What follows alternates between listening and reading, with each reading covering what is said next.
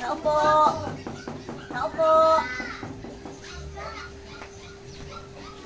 Andiyan ba si San Manuel?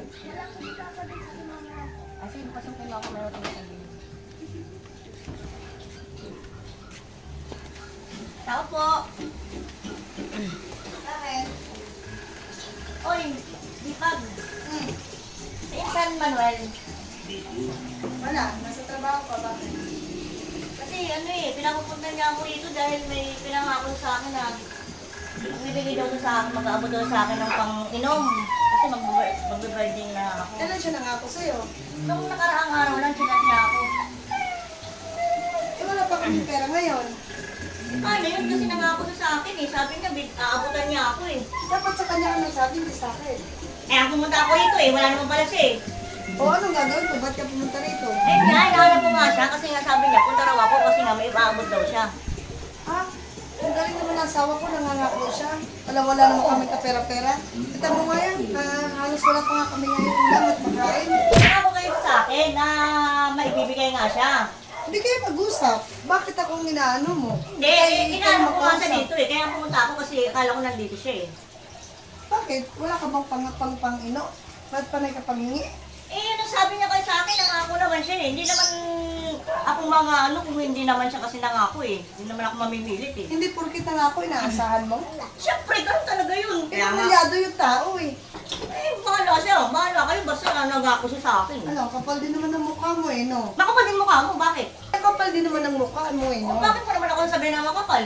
Alam mo, pamilyado yung tao, hihinyan mo ng pera. Eh bakit? Wala ka bang asawa? Wala. Di ba wala naman talaga akong asawa? Hindi Iwanan niya ako. Kalaki-laki ng katawan mo eh. Malaki ba ang katawan ko?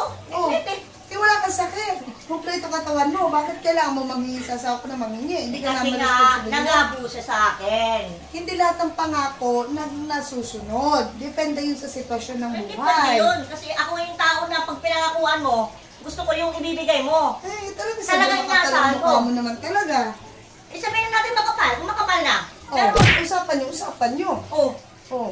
kaya naman pala, maraming galit sa'yo ng mga kamag-anak namin. Dahil ganyan pala ugali mo eh. Ay, hindi sa paggaganon. Alam mo, iniisip ko lang pamilya ko. Bakit?